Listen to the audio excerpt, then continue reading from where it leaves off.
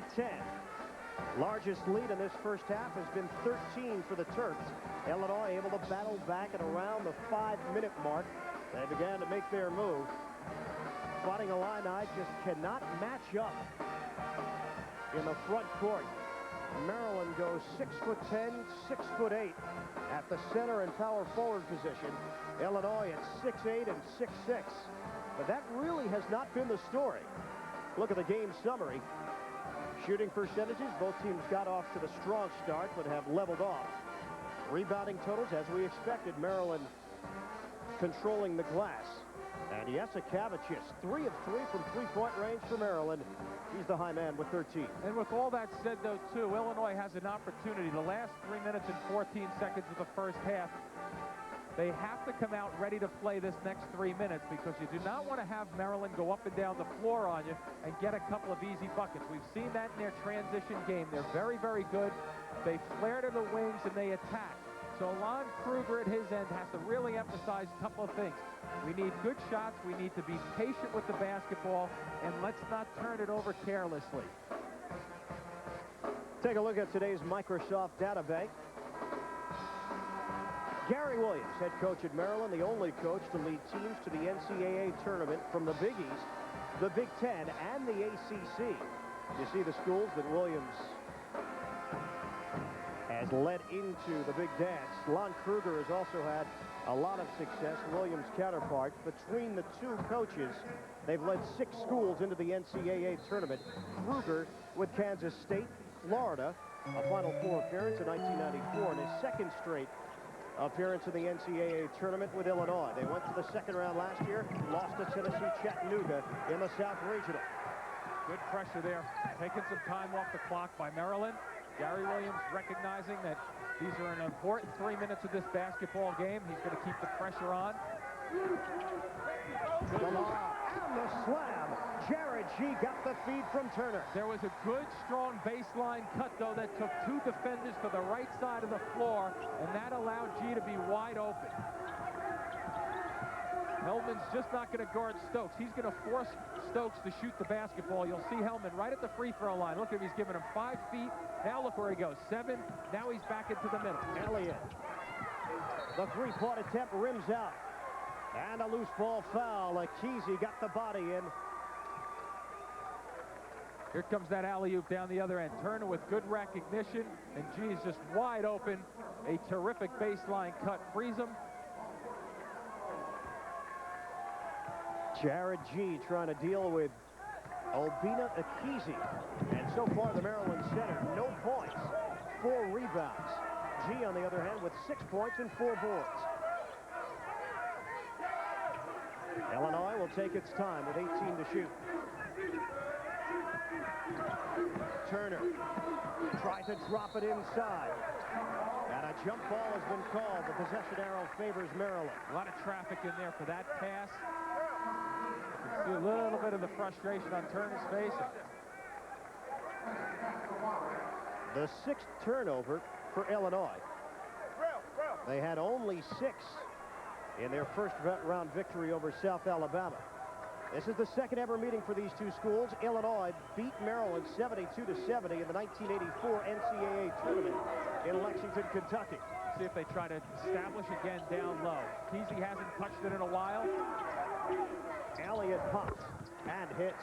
They're getting good motion down low, though. That's freeing up the perimeter because they're really focusing. Akese that time moving from right side to left. That's opening up the perimeter for them. Rodney Elliott, the senior from Dunbar High School in Baltimore, now has 8. That jumper doesn't drop.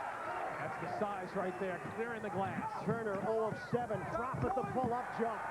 That's Maryland's game. Get it, kick it, and go. Make something happen at the offensive end. And the Terps extend the lead to 12 with 1:12 left of the first half. In these last 3 minutes, the first minute went to Illinois, and now the last minute has gone to Maryland. We'll see what happens at the 1:08 mark. Once again, some pressure. Heldman will get it across. Still with the trap, a half-court trap. G is important as a release. Under a minute left. Hester to the drive. Pretty challenge. Using the glass, Jerry Hester now has 7. You got to get the big guy moving. That's one of the tricks when you're going against a big 6'10" guy. Try to get him moving a little bit away from the basket rather than just waiting for you. 8-second difference, shot clock, the game clock. Winding down in the first half. Maryland up by 10. Still packing it in with Hellman leading the charge. Look at him defensively. He's giving it to Stokes. Akese looking for his first point. Short. Rebound has been snatched by Hester. Coming up, Pennzoil at the half. Greg Gumbel, Clark Kellogg, and Dean Smith. Back in our studios in New York. A 20-second timeout has been called. They'll have highlights, tournament news, scores, and a live look at all the action going on in the NCAA tournament. That's all coming up on Pennzoil at the half. 16.9 seconds remaining. First half here in Sacramento, California. Ian Eagle, Jim Spanarkel, Mike Harris. It's 35-25. Maryland leading Illinois. And Lon Kruger calling that 20-second timeout with 16.9 seconds left in the first half. Wants to re-emphasize the importance of this one possession. It's a 10-point deficit that they're looking at right now. He's going to try to chop into it single digits if he can. They'll run their set. They have plenty of time to get a lot of touches here. Down to 10. It's Johnson with the basketball, bringing Akese out on the floor. Down to 5. See if he goes by. Makes his move to the rim. Running one-hander goes down. Good coaching right there. Very good coaching. And time is run out here in the first half. 35-27. Maryland leading Illinois in the 4-5 game out west. CBS Sports exclusive coverage of the NCAA Basketball Championship will continue after this message.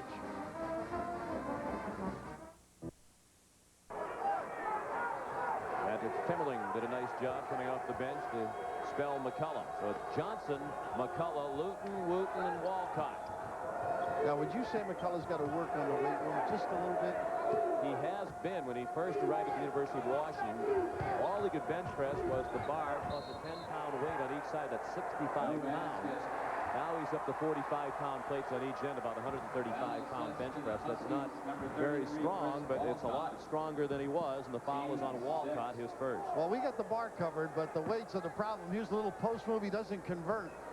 Gets the little body rub to get the foul, but they've had ample opportunity to give him touches during those 10 minutes plus. They're also maintaining the lead with Watts on the bench with 2 fouls, 2 offensive fouls called against Donald Watts. Richmond was down 9, now they're down 2. Eric Poole set up by the penetration of Gerard Stevenson. What a feel for the game. Nice give. He can do it all. Open up to the basketball. Gerard will give it to you. Walcott in the lane, had trouble with the handle, then got it back and scored. Chris Walcott, who walked onto the team last year, is now on scholarship. He's a sophomore from Bellevue, Washington. Only scholarship offers he had were from the University of New Hampshire and Seattle Pacific. Reminds you a little bit of Brevin Knight, right? Only Manhattan, and then he went to Stanford. Bill Oliver, nice pass, pulls. Missed the tip as well, and McCullough came down with the rebound. You could tell that Poole's thought process underneath was altered by the presence of McCullough. Well, it'll change your game a little bit. The big guy looming. Wooten, nice shot. Good penetration. He's going to have to turn the corner much like Donald Watts. Get in the lane, create a little bit, draw that defensive. Hi, everyone. I'm Greg Gumbel in New York. Join me, Clark Kellogg, and Dean Smith on Pennzoil at the half. We'll update all the tournament action for you coming up in just a moment. And he has 4 points. He's the brother of Anthony Oliver, who played at the University of Virginia in the early 90s on a team that won the NIT in 92. Harold's the youngest of 6 children in that family. All trying to help out with McCullough. You see Stevenson down in the lane here. Just keep it up high. McCullough kept it up high but missed. Jonathan Baker looks to push. Stevenson was begging for the skip. They skip it to him. A 3. Rattles out. Tipped up but short by Poole. They do a wonderful job finding people in the early offense. Good ball reversal by Richmond. Long 3 by Johnson. That hit the shot clock. No basket. It came down through the hoop, but it hit the shot clock first. Well, there are a lot of ways of getting it done, but Gerard uses the curl to get in the lane, but it goes through the legs, and the instant offense providing a microwave, a little Vinnie Johnson in Oliver's game. And one of the things Oliver said he learned while he was on the bench at the start of the year was that at that position, the 3, John Beeline likes a player who goes aggressively to the basket, and Oliver started doing that more regularly in practice, and that's part of what got John Beeline's attention. The ability to break it down with the bounce, such a nice compliment to these sets. Stevenson blocked by Dion Luton. Approaching a minute left in the half. Brown, a nice pass to Poole. He dropped it, but got it back and scored. And Eric Poole has 6 points. And Richmond is within 2. The only lead of the half for the Spiders was at 2-0. Now, you talked about the dribble drive. Marseille that time drew the attention. Nice little dish at the end. McCullough fouled. Nice pass down low by Phalo Green. And Darrell Oliver was called for his 2nd foul. Coming up on Pennzoil at the half, Greg Gumbel, Clark Kellogg, and Dean Smith will get you updated on all the tournament news, all the scores and highlights, plus live look at all the action going on in the tournament. That's coming up on Pennzoil at the half. What action we have had from the very beginning. On Thursday afternoon, we continue to have one scintillating finish. CBS Sports presents Pennzoil at the half, sponsored by Pennzoil, specially formulated for today's stop-and-go driving. Stop, go, Pennzoil. Welcome back to our studios here in New York, everyone, for Pennzoil at the half. Greg Gumbel along with Dean Smith and Clark Kellogg. Our halftime score, Maryland on top of Illinois by a score of 35-27. Meanwhile, taking place at the MCI Center in Washington, D.C., Richmond is trailing Washington. Let's go to Sean McDonough and Bill Raftery live. 30 seconds left in the first half. Poole had a shot blocked by Todd McCullough. Washington leads by 4. They've led virtually throughout. Richmond led 2-0, but Washington has led since, and Bob Bender has asked for a 20-second timeout as the Washington Huskies will try to set up for the final shot of the half. Well, right now, they've done a nice job, Richmond, getting into penetration, but you can see the big guy protecting the rim. They haven't been able to get any easy looks. You mentioned Poole readjusting, Oliver readjusting, Stevenson readjusting. It's not easy, and when you are a Richmond program, you don't see a lot of big people game in and game out, although they did say Wake Forest, they had played some size. It's a situation where you're not used to it. You got to settle maybe for a jumper, or you must go right at the chin of the big guy. Washington and Richmond, both upset winners in round 1. Later tonight, Indiana takes on Connecticut, approximately 7:04 Eastern time. Richmond's win over South Carolina. Richmond became the first team in NCAA history to win tournament games as a 12 seed, a 13 seed, a 14 seed, which they've accomplished this year, and a 15 seed. They added to their legacy of tournament upsets and a 20-second timeout called by Washington with trouble on the inbounding pass. Remarkable history of upsets for Richmond over a relatively short period of time. It started in the mid-'80s under Coach Dick Tarrant with Richmond's win over Charles Barkley and the 5th-seeded Auburn Club. Then in 1988, the only time Richmond has been to the Sweet 16, they beat the 4-seed Indiana and the 5 Georgia Tech. They became the first 15-seed ever to win a game when they beat Syracuse. And then the upset of the Gamecocks here on Thursday afternoon. Well, now it's going to be Princeton or Richmond hits the board. That coach is going to rash you has to play against them. Foul by Baker. Just the 3rd team foul. John Beeline knew that he had fouls to give. They might foul a few more times. Oh, I'm sure they will, just to be disruptive. You want to make sure you don't foul on the jumper, though. So Washington leading 33-29 in the final seconds of the first half. We, of course, will keep you updated on that game taking place at the MCI Center. And one other game in progress now in the West Region, second-round action at Boise, Idaho, Utah, with a 2-point lead on Arkansas. Earlier today in Boise, what a great game between West Virginia and Cincinnati. It was 72-71 West Virginia under the minute remaining to be played. Here's Jim Durham and Greg Kelser. No timeouts for Cincinnati, remember. Here we go. Let's see how they play it. They're down 1. You got to know where Baker is. You got to keep Martin off the glass as well as Brannon. Everyone on their feet here at Boise. And Baker again. Yes! Oh, they lost Baker. Baker, unbelievably. DeJuan Baker's cold-blooded shooting here down the stretch is going to get Cincinnati into the Sweet 16, perhaps. West.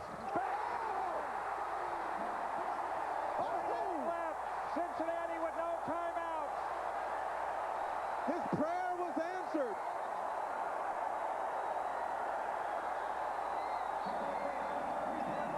Cincinnati, no timeouts. .8 left off the hand of Martin. West Virginia has the upset. A 10 seed, West Virginia goes to the Sweet 16 for the second time, or for the third time in the last 2 years. And for West Virginia, first back-to-back tournament wins for the Mountaineers since 1959. Jerry West breathes a sigh of relief somewhere. Earlier today, Michigan State over Princeton, 63-56. What do you think of this game, Coach? I thought it was a great basketball game. Princeton only shot 25% of the threes, or they could be moving on. But it's a great thing about balance in college basketball. We've seen it yesterday, but now we're down to the final 32. All right, meanwhile, Dean Smith breathed a sigh of relief earlier today as North Carolina in overtime knocked off UNC Charlotte to move on to the Sweet 16, 93-83. We are at halftime of Maryland against Illinois. Maryland leads at 35-27, Clark. Sharunas Kashevich has been outstanding. 13 points, 3 of 3 shooting, and from behind the arc, 3 of 3, all cash back there. All right. I should just call him Rooney. Second half is coming up. Who? We'll be back for the second half right after this. Pennzoil at the Half has been sponsored by Pennzoil, specially formulated for today's stop-and-go driving. Stop, go, Pennzoil. Dean Smith on Pennzoil at the Half will update all the tournament action for you coming up in just a moment. Welcome once again to Pennzoil at the Half. That's my Clark Kellogg impression. That's Clark, that's Dean Smith, I'm Greg Gumbel. We're at halftime, and Washington leads Richmond by a 36-29 score. Coach. And Richmond's still in the game, obviously. McCullough's hurting them inside. He's so big, but I wouldn't undersell Richmond. They did it before, and they can do it again. Inside again, Todd McCullough. Washington rebounding 19-11 on the boards, and that's going to be the difference. Can they continue to establish their game inside and maintain that in the second Remember, half? these are two teams that really aren't supposed to be there. Number 14 and number 11 seed that pulled off first-round upsets. Meanwhile, in Boise, Idaho, Arkansas, the 6th-seeded Razorbacks, trailing Utah by 6, 7:05 in the first half. Let's go out there. Jim Durham and Greg Kelser live. Arkansas down by 6. 3-try missed by Reed. The Arkansas Razorbacks have had Utah run 6 points on them in a row. And as Miller was handling, we get a foul call off the ball. Derek Hood knocked down. The foul is on Doliak. First personal team foul 6 on Utah. First foul on him and Utah with 6 team fouls.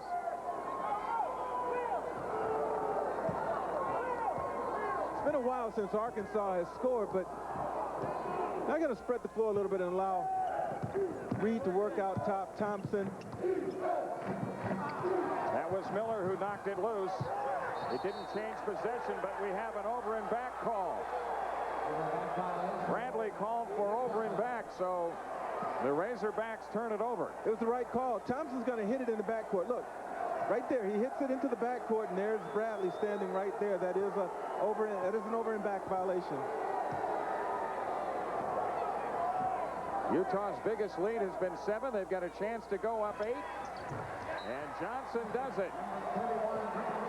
And a foul called on Adebayo. Foul on number 40, Sunday Adebayo, second personal. 2 fouls on him. 16 fouls on Arkansas. Let's see this. Well, you got Johnson, look, wide open, nobody guarding him, and then I think in an effort to block him out and not allow him to get inside Doliak, Adebayo picks up the personal foul. Utah lobs for Johnson, and they go up by 10. They're not the most athletic team on the floor. Arkansas is, but they can hit you with their athleticism at times and surprise you. Utah just did. There's a foul on Bradley off the ball. I think some of that frustration you're talking about, Greg, of Bradley being unable to get open. Yeah, he's using a lot of energy, but look at this pass way up top. I don't think Arkansas ever expected Utah to use that play. Not a real good catch by Johnson, but he controls it just enough to get it to roll in. Timeout taken. We've got 5:39. This is a 20-second timeout. So the Utes of Utah, third seed in the West, with a 10-point lead now, 5.5 minutes to play in the first half. At Arco Arena in Sacramento, Maryland and Illinois just underway in the second half. The Terrapins 35-29. Earlier today in Boise, Idaho, West Virginia and Cincinnati. It was West Virginia by 1, 72-71.